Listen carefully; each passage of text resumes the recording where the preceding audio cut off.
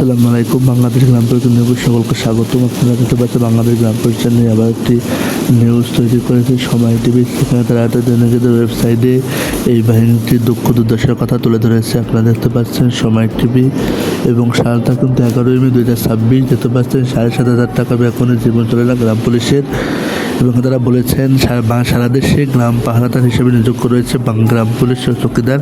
এরা জীবনযুদ্ধে এক অবিচ্ছিন্ন অংশ হিসেবে ইউনিয়ন পরিষদ ও গ্রাম পাহারার কাজ করেন। এদের মাসিক বেতন নেই। এরা দৈনিক নিয়োজিত কর্মচারী। প্রতি মাসে এদের সম্মানী এবং বেতন হাজিরা 7,500 টাকা নির্ধারিত হয়েছে। এই অর্থে ইউনিয়ন পরিষদের বাকি অর্ধেক যোগান দেয় কোষাগার থেকে দেওয়া হয়।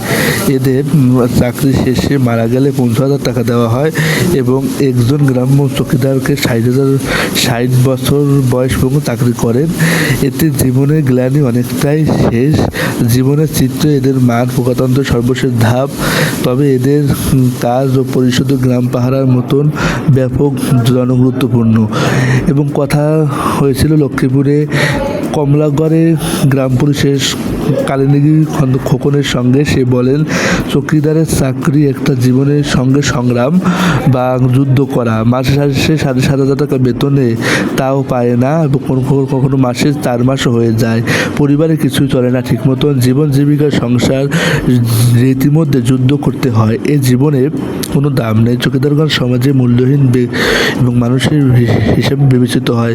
প্রতি মাসে মুদি দোকানদার, চা দোকানদার, চাল ওষুধ দোকানদারের বাকি করতে হয়।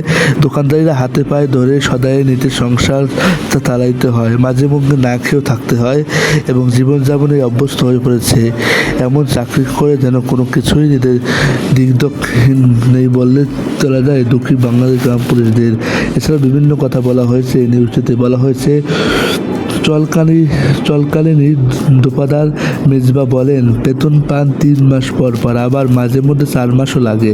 এই জীবনে তাদের কোনো দাম ও মূল্য নেই। বাচ্চাদের লেখাপড়া করাতে পারে না, অসুস্থ হলে ওষুধ কিনে দিতে পারে না। চাকরি শেষে 60,000 টাকা পান, তা দিয়ে কী হয়? প্রশ্ন করেন সরকারি চাকরিজীবীরা। চাকরি শেষে মোটা অঙ্কের টাকা পান, কিন্তু চৌকিদারদের বেলায় বৈষম্য করেন। এতে খুবই দুঃখ কষ্ট পান।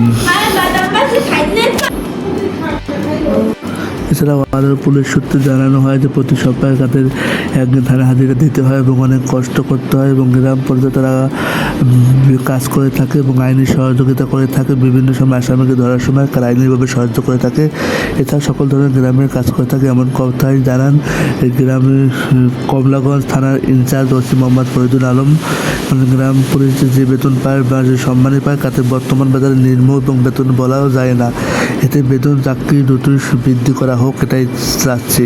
এছাড়া সবাই কাছে বেতন বৃদ্ধির কথা তুলে ধরেন।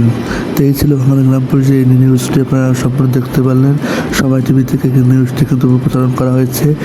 বেতন বৃদ্ধির জন্য আবেদন করা হয়েছে। এবং সকল ধরনের সবাই রাখতে আমাকে সাবস্ক্রাইব করতে বেশি ভালো কথা গ্রাম পুলিশ সকল সবাই রাখতে।